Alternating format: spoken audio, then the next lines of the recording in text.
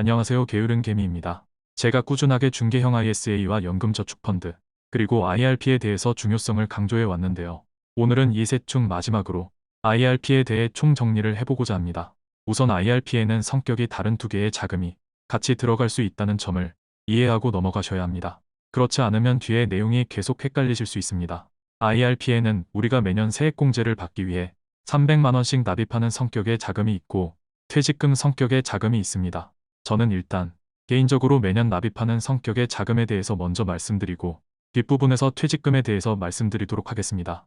IRP 계좌는 근로자, 개인사업자, 공무원, 군인, 교직원 등과 같이 소득이 있는 사람이라면 만들 수 있습니다. 소득이 없어도 누구나 만들 수 있는 연금저축펀드와 차이가 있는 것입니다. 연간 납입 한도는 최대 1,800만 원입니다. 이 한도는 연금저축펀드와 나누어 쓰기 때문에 연금저축펀드에 900만 원을 넣었다면 IRP로는 900만 원만 넣을 수 있습니다. 일반적으로는 IRP에 300만 원을 납입하고 연금저축펀드에 600만 원을 넣어서 세액공제 한도를 맞추는 경우가 있고 여유가 있는 경우에는 연금저축펀드를 1,500만 원을 넣어서 납입 한도인 1,800만 원을 채우게 됩니다. 저도 매년 이렇게 1,800만 원을 납입할 계획을 가지고 있습니다. IRP에는 연금저축펀드와 다르게 계좌관리 수수료가 있습니다.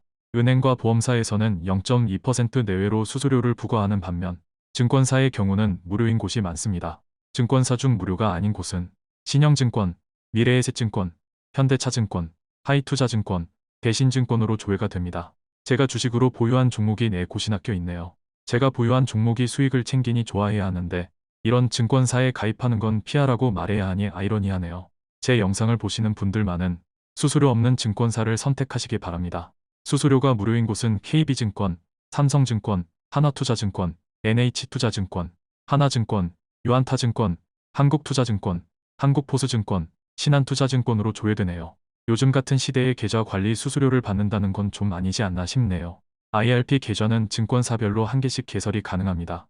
두 개의 계좌를 만드시려면 두 곳의 증권사에 개설하시면 됩니다. 한 증권사에 여러 개 만들 수 있는 연금저축펀드와 차이가 있습니다.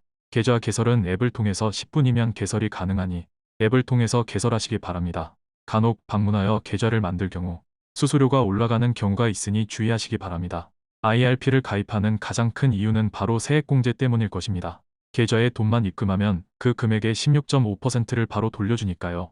연금저축펀드와 IRP는 합해서 900만 원까지 세액공제가 가능한데 연금저축펀드가 좀 더 활용에 유연하기 때문에 연금저축펀드 한도인 600만 원까지 납입하고 IRP에 300만 원을 납입하면 됩니다.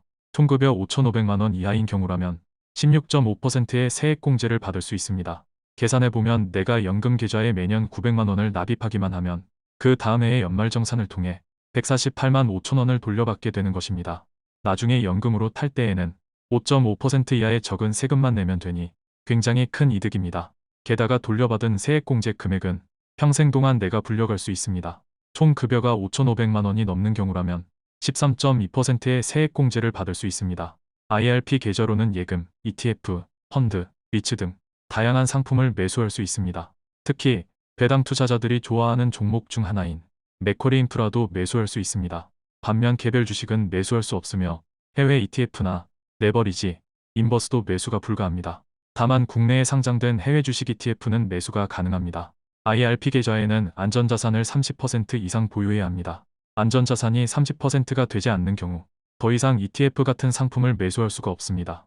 보통은 저축은행 예금을 드는 경우가 많은데 저는 코덱스 TRF3070을 추천합니다.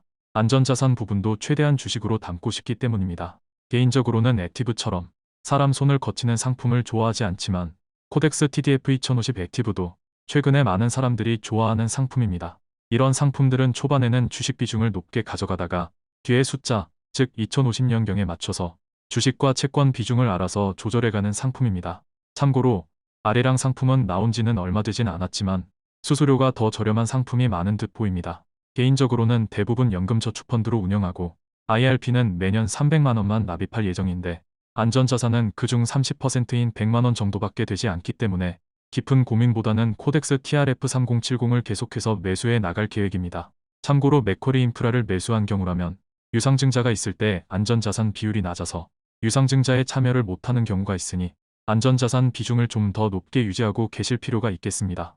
IRP 납입금을 연금으로 수령할 때에는 낮은 세율의 연금소득세만 납부하면 됩니다. 55세부터 69세까지는 5.5%, 70세부터 79세까지는 4.4%, 80세부터는 3.3%의 연금소득세가 부과됩니다. 이때 세액공제 받은 원금과 수익금에 대해서만 과세가 되고 세액공제 받지 않은 추가 납입금이 있다면 세금도 내지 않습니다. 단, 세액공제 받지 않은 추가 납입금이라 하더라도 IRP 계좌의 성격상 중도 인출은 불가능합니다. 그런 면에서도 매년 1,800만 원을 채울 경우라면 연금저축펀드에 납입하는 게 낫습니다. 한번 연금으로 수령하기 시작한 계좌는 추가 납부가 불가능합니다. 이때에는 여러 계좌를 운영하면서 연금 수령하지 않은 계좌를 통해 납입을 계속할 수 있습니다. 연금으로 수령하기 위해서는 몇 가지 조건이 있습니다. 최소 5년 이상 가입해야 가능하고 55세 이후 10년 이상 연금을 수령해야 저율의 연금소득세를 납부하게 됩니다. 그리고 연 1,200만 원 이상 수령할 경우에는 16.5% 분리과세가 됩니다. 기존에는 연 1,200만 원 연금으로 수령할 경우에는 종합과세로 바로 넘어갔지만 23년부터는 분리과세를 선택할 수 있도록 변경되었습니다. 55세 이후 다른 소득이 많은 분들에게는 매우 큰 희소식일 것으로 보입니다. 말씀드린 것처럼 IRP를 통해 연금으로 수령하게 되면 1년에 1억을 받아도 분리과세로 종합소득에 합산되지 않습니다. 또한 현재까지는 건강보험료 산정에도 영향을 주지 않습니다. 이는 연금저축펀드도 마찬가지입니다. 따라서 모든 자산을 오래전부터 연금화시켜 놓으면 배당 ETF에서 연간 배당금이 1억이 나오더라도 금융소득 종합과세자가 되지 않을 뿐더러 건강보험료 추가 납부도 없는 셈입니다. 제가 어떻게 중개형 ISA와 연금저축펀드 그리고 IRP 계좌를 이용해 어떻게 최대로 연금화시키는지에 대해서 궁금하신 분은 기존 영상을 참고해 주시기 바랍니다. 세액공제 한도는 900만 원까지이지만 자금에 여유가 된다면 연간 1,800만 원을 납입해야 이익입니다. 추가 납입할 때의 가장 큰 장점은 과세이연 복리 효과, 즉 세금을 내지 않고 파일을 키워놓고 나중에 낸다는 점이고 이 또한 3.3%에서 5.5% 사이의 낮은 세율로 낸다는 점입니다. 중간에 사정이 생겨서 중도 인출을 해야 하는 경우 IRP는 중도 인출이 불가능하고 중도 해지를 해야 합니다. 중도 해지할 경우에는 세액공제 받은 원금과 수익금에 대해 16.5%의 기타 소득세를 납부해야 합니다. 따라서 계좌를 여러 개 운영하는 게 유리합니다. 일부 자금이 필요할 경우 계좌 한 개만 해지하면 되기 때문입니다. 예외적으로 중도 인출이 가능한 경우가 있습니다. 보시는 것처럼 다양한 중도 인출 가능 사유가 있으며 연금저축펀드가 IRP보다 비교적 유연한 편입니다. 각각의 사유마다 적용 세율이 다르니 자세한 내용은 위 내용을 참고해 주시기 바랍니다. 만약 연금 수령 중 사망할 경우에는 배우자에게 그대로 승계가 가능하며 이 경우 낮은 연금소득세로 계속해서 받을 수 있으니 자산이 많은 경우라면 상속세 부담도 덜 수 있습니다. 중도 해지를 하게 되면 16.5%의 기타 소득세를 납부해야 합니다. 퇴직금을 받은 계좌라면 퇴직금을 IRP로 이체하면서 감면받았던 퇴직소득세는 다시 납부해야 합니다.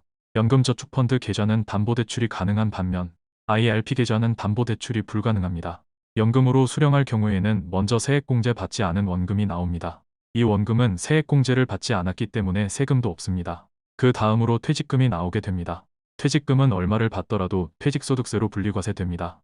다음으로 세액공제 받은 원금과 수익금이 나오게 되며 이 금액에 대해서는 5.5% 이하의 연금소득세를 내게 됩니다. 여기에는 퇴직금을 운용해서 얻은 수익도 포함됩니다. 세액공제 받은 원금과 수익금에 대해서만 연 1,200만 원 한도가 적용됩니다. 참고로 공적연금과는 합산되지 않기 때문에 국민연금으로 매년 1,500만 원을 받고 있어도 연금저축펀드나 IRP로 세전 1,200만 원만 넘지 않으면 됩니다. 2025년으로 유예된 금융투자 소득세가 도입된다면 연금저축펀드와 IRP 계좌의 중요성이 더욱 커질 것입니다. 금융투자 소득세란 주식 매매로 5천만 원 이상 수익을 얻으면 수익에 대해 부과하는 22%의 세금을 말합니다. 연금저축펀드와 IRP 계좌의 양도 수익은 연금으로 받을 경우 5.5% 이하의 세금만 납부하면 되기 때문에 금융투자 소득세가 도입되기 전에 연금 계좌의 덩치를 불려놓을 필요가 있습니다. 연금저축과 마찬가지로 IRP 계좌에도 70%에 대해서는 제가 ETF 투자를 추천한다고 말씀드렸는데요. ETF에 투자할 경우 매매 차익과 배당 수익에 대해 5.5% 이내의 연금소득세가 부과됩니다. 연금 계좌가 아닌 일반 계좌의 경우 국내 ETF의 매매 차익이 비과세란 점을 감안하면 약간 손해라는 느낌이 들기도 합니다. 따라서 연금 계좌로는 국내 상장 해외 ETF를 매수하는 분들도 계십니다. 만약 자금이 한정적이라면 무엇부터 납입하는 게 우선일까요? 어떤 상품에 투자하는지, 소득이 얼마인지에 따라 다르겠지만 일반적인 상황이라고 가정한다면 우선 연금저축펀드에 600만 원, IRP에 300만 원을 납입하여 세액공제를 최대로 받는 게 1순위일 것입니다. 다음으로 중개형 ISA에 900만원 정도를 매년 납입하여 3년간 4% 정도의 배당 수익을 얻으면 200만원의 비과세를 풀로 받을 수 있습니다. 다음으로 연금저축펀드에 900만원을 납입하여 연간 1800만원 한도를 채우면 됩니다. 마지막으로 중개형 ISA에 1100만원을 납입하여 수익에 대해 9.9% 분리과세 혜택을 받으면 됩니다. 이렇게 하면 연간 총 3800만원까지는 효과적으로 투자를 할 수 있을 것입니다. 참고로 저의 경우는 IRP 계좌에 아리랑 고배당주와 솔 미국 배당 다우존스를 70%, 코덱스 TRF3070을 안전자산으로 30%를 담아가고 있습니다. 초반에 IRP 계좌는 세액공제와 연금 수령을 위해 개인적으로 납입하는 성격과 퇴직금을 잊지 않은 계좌, 이렇게 두 가지 성격이 있다고 했는데요. 두 번째 성격인 퇴직금에 대해 알아보겠습니다. 퇴직금을 받게 되면 55세 미만인 경우라면 IRP로 이체해야 합니다. 예외적으로 300만원 이하인 경우는 일시금으로 받을 수 있습니다. 55세 이상인 경우라면 퇴직소득세를 모두 납부하고 일시금으로 받을 수 있고 IRP나 연금저축펀드로 이체하고 나서 연금으로 받을 수 있습니다. 저의 경우에는 50세의 은퇴가 목표인데 은퇴 후 퇴직금은 IRP로 수령 후 55세가 되면 연금저축펀드로 이전하여 운용할 계획입니다. 이는 안전자산보다는 최대한 고배당 ETF 투자를 늘리기 위해서입니다. 퇴직금을 연금계좌로 받게 되면 10년 동안은 퇴직소득세가 30%가 감면되고 11년 차부터는 40%가 감면됩니다. 만약 퇴직소득세가 1000만원이라면 300만원을 깎아주는 셈입니다. 게다가 세금을 바로 내는 게 아니고 나중에 연금으로 수령할 때 내면 되니 그동안 내지 않은 세금을 복리로 불려갈 수 있다는 점을 고려하면 혜택은 그 이상인 것입니다. 따라서 조금 번거롭더라도 급한 돈이 아니라면 퇴직금은 반드시 IRP로 받아서 오래오래 나누어 받으시기 바랍니다. 다시 한번 설명드리면 연금 계좌로 퇴직금을 받게 되면 퇴직소득세를 감면받게 되고 이 세금은 또 나중에 내게 되는 장점이 있습니다. 또한 퇴직금으로 받는 연금은 분리과세가 되니 금융소득종합과세자 여부에 영향을 주지 않습니다. 다만 중도 인출이 불가능하므로 세액공제를 받는 IRP에 이체받지 말고 새로운 IRP 계좌를 개설하여 이체받아야 합니다. 최대의 효율과 이익을 노린다면 다음 방법을 추천합니다. 우선 퇴직금은 IRP 계좌를 새로 만들어서 그 계좌로 받습니다. IRP 계좌로 받으면서 퇴직소득세가 30%가 감면되게 됩니다. 55세가 되면 연금저축펀드로 이전하여 100% 배당 ETF로 운용합니다. 필요시 중도 인출도 가능합니다. 계속해서 운용하다가 11년 차부터 본격적으로 연금으로 수령하면서 퇴직소득세를 10% 추가 감면 받으면 됩니다. 지금까지 IRP에 대해서 총정리해드렸습니다. 이렇게 중개형 ISA, 연금저축펀드, 그리고 IRP에 대한 총정리를 마무리하고자 합니다. 중개형 ISA와 연금저축펀드에 대해 궁금하신 분들은 지난 영상을 같이 시청하시면 도움이 되실 듯 합니다. 도움이 되셨다면 좋아요와 구독을 부탁드립니다. 지금까지 게으른 개미였습니다. 감사합니다.